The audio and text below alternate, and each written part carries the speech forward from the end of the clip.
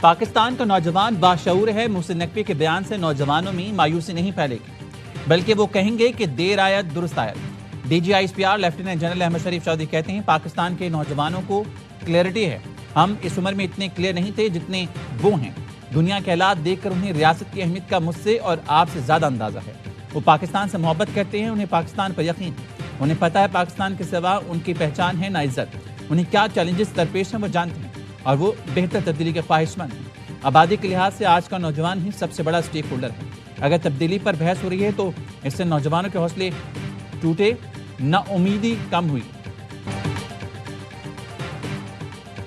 نئے صوبوں کا فیصلہ عوامی امنگوں کے مطابق ہوگا۔ 1972 میں آبادی 7 کروڑ اور 4 صوبے تھے، آج آبادی 25 کروڑ ہو چکی، آبادی 3 سے 4 گنا بڑھ گئی اور وہی 4 صوبے ہیں۔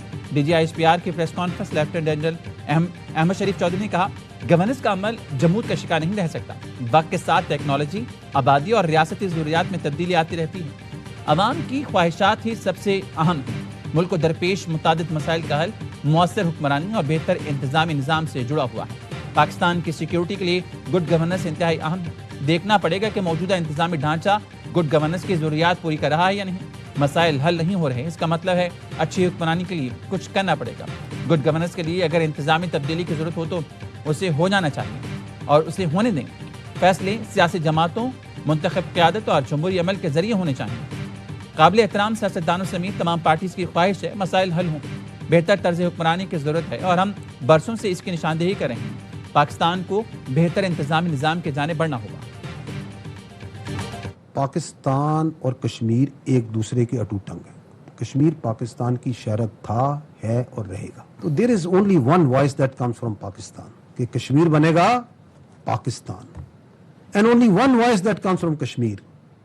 پاکستان ہمارا ہے، ہم پاکستانی ہیں، ہم پاکستانی ہیں، پاکستان ہمارا ہے۔ Nothing can change. پاکستان کی شہرت تھا، ہے اور رہے گا۔ کشمیر سے آج بھی ایک ہی آواز اٹھتی ہے کہ پاکستان ہمارا ہے اور ہم پاکستانی ہیں۔ ترجمان افواج پاکستان نے کہا پاکستان کا سب سے لاڈلا بچہ کشمیر، کشمیری چاہے یہاں کا ہو یا وہاں کا ہو، وہ کہتا ہے کہ میری جان پاکستان ہے۔ پاکستان اور کشمیر ایک دوسرے کا ٹوٹ ٹنگ ہے۔ بولتے ہیں قابض فوج نہیں چاہیے، تمہیں پتہ ہے کشمیری اور فوج کا رشتہ کیا ہے؟ 1 لاکھ فوجی کشمیری ہیں، تم کیا ان کو لانا چاہتے ہو جو دہائیوں سے کشمیریوں پر ظلم کر رہے ہیں، بیٹیوں کی عزت لوٹتے ہیں؟ D G I S P R کا کہنا تھا اچھا ہوا افغان طالبان رجیم نے بتا دیا کہ ان کا ڈی این اے کہاں سے ہے۔ یہ بھارت کو رپورٹ دیتے ہیں اور پیسے بھی مانگتے ہوں گے۔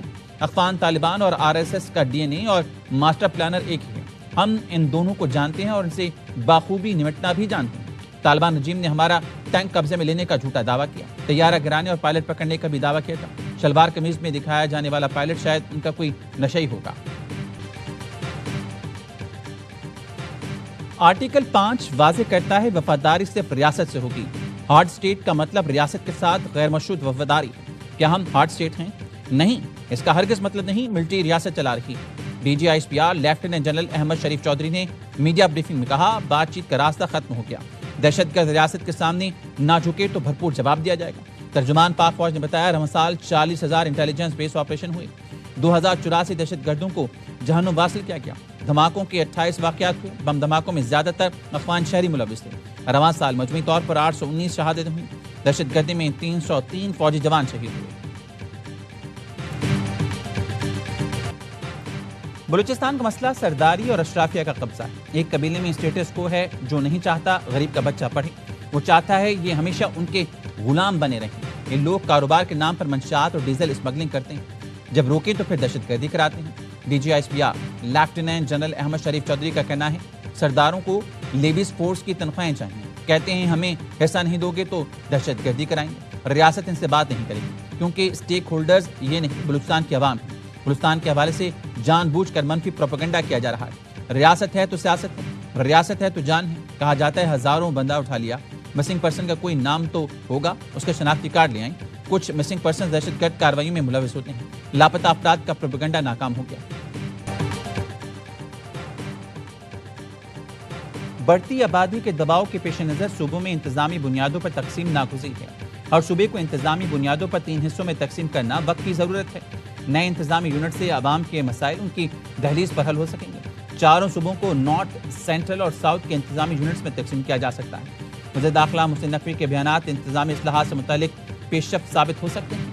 وفاقی وزیر علیم خان کا ایکس پر بیان، کہا صوبائی دارالحکومتوں تک سینکڑوں کلومیٹر کے تھکا دینے والے سفر سے نجات ملے گی۔ نئی انتظامی یونٹ سے چیف سیکرٹری، آئی جی اور ہائی کورٹس کی کارکردگی بہتر ہوگی۔ نئے انتظامی صوبے ملک کو تقسیم کے بجائے قومی یکجہتی اور معیشت کو مزید مضبوط کریں گے۔ نقوی صاحب نے جو ایڈمنسٹریٹو یونٹس کے حوالے سے جو بات کی ہے، ہم تو پہلے سے یہ والی بات کر رہے ہیں اور اس کو مل جل کر اب ملک کے تمام ساری پارٹیوں کو مل کر بیٹھ کر اس کا کوئی اگر قانون میں کوئی سقم ہے تو اس قانون کو چینج کر کے جو ہے وہ ایڈمنسٹریٹو یونٹس بنانے چاہیے۔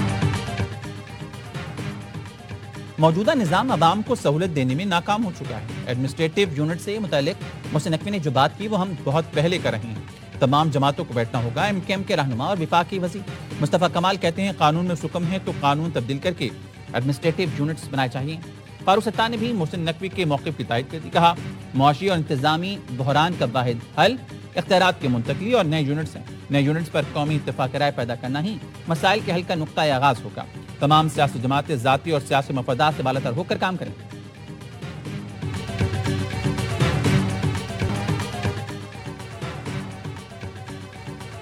وزیر اعلیٰ سندھ نے نئے صوبوں کی تجویز گھسی پٹی قرار دے دی، کہا محسن نقوی کے بیان کا اشارہ کس طرف ہے مجھے پتا نہیں۔ وفاق میں مسلم لیگ نون کی حکومت ہے، شاید اشارہ اس طرف ہے۔ سندھ کے لوگ محسن نقوی کی اس تجویز کو کبھی قبول نہیں کریں گے۔ سندھ صوفیہ کرام کی دھرتی ہے، نوجوان ملک کا مستقبل ہیں، کاکروچ نہیں۔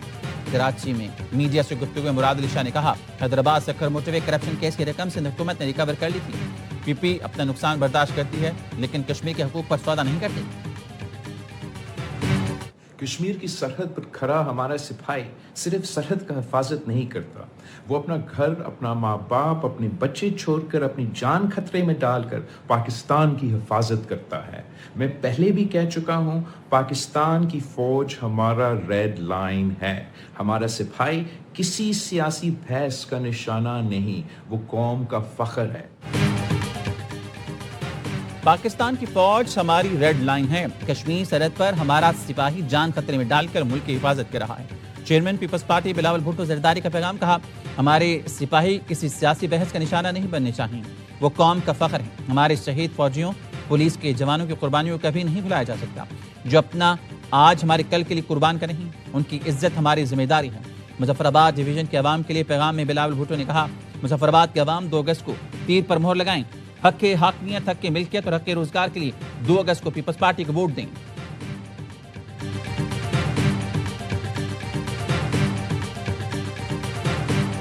میں نے جتنے بھی بیانات دیے ہیں پچھلے 2-3 مہینے میں کشمیر کے ریفرنس میں یا کشمیر کے کانٹیکسٹ میں یا کشمیر کے جدوجہد ہے اس کے حوالے سے یا اس سلیکشن کے حوالے سے، میں آج بھی اس پہ کھڑا ہوں۔ یہ لوگ جو کہتے ہیں کہ آپ کی سیٹیں ختم کی جائیں، وہ اس طرح کے جمع غفیر سے ڈرتے ہیں۔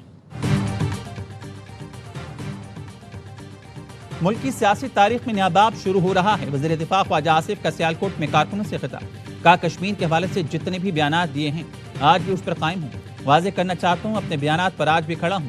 میں نے کہا تھا مہاجرین کی سیٹیں ختم نہیں ہوں گی، مہاجرین نے قربانیاں دی، ان کے پیارے شہید ہوئے۔ 60 سال سے بیرون ملک بیٹھے لوگ کہتے ہیں مہاجرین کی سیٹیں ختم کر دو۔ مقبوضہ کشمیر میں کشمیری پاکستانی پرچم بلند کر کے پاکستان زندہ باد کے نعرہ لگا رہے ہیں۔ نون لیگ آزاد کشمیر میں حکومت بنائے گی، کشمیر کوز کو تقویت ملنی چاہیے، اسے کمزور نہیں ہونے دیں گے۔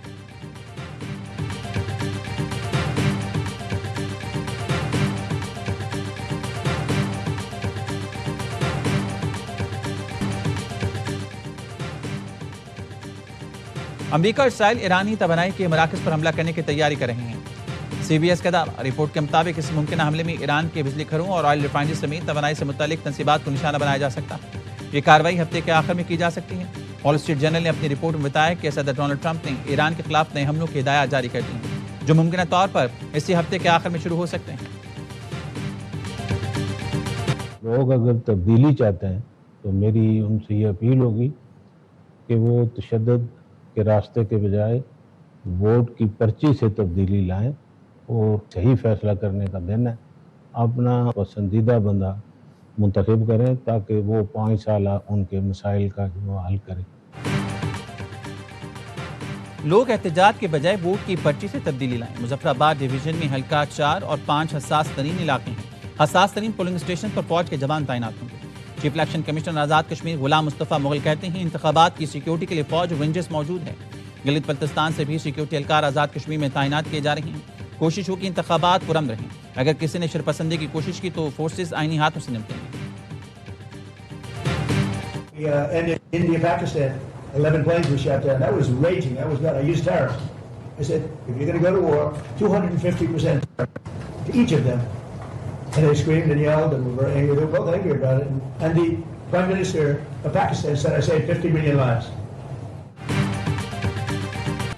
پیٹرول 12 پیسے فی لیٹر سستا، ڈیزل کی قیمت میں 66 پیسے فی لیٹر کمی۔ نوٹیفیکیشن جاری۔ وزیراعظم کی زیر صدارت اوگرا کی اصلاحات، ادارہ جاتی استداد میں بہتری سے متعلق اجلاس۔ شہباز شریف نے کہا کسی کو عوام کے استحصال اور سسٹم میں مداخلت کی اجازت نہیں دیں گی۔ حکومت عوام کی ایک ایک پائی کا تحفظ کرتی ہے۔ تمام ریگولیٹری ادارے اپنی متعلقہ وزارتوں سے باضابطہ رابطے کے لیے ضروری اقدامات کریں۔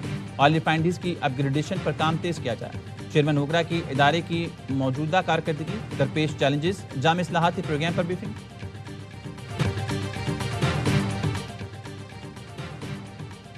تر پارکر میں گرج چمک کے ساتھ موسلادھار بارش، چھاچرو، اسلام کوٹ، نگر پارکر میں بادل جم کر برسے۔ اسلام کوٹ میں آسمانی بجلی گرنے سے باپ بیٹے سمیت 3 افراد جان سے گئے اور 3 زخمی۔ بارش سے بچنے کے لیے 10 مزدوروں کی درخت کے نیچے پناہ لی۔ اسی دوران آسمانی بجلی گری، 3 افراد موقع پر ہی دم توڑ گئے۔ زخمیوں کو اسپتال منتقل کر دیا گیا۔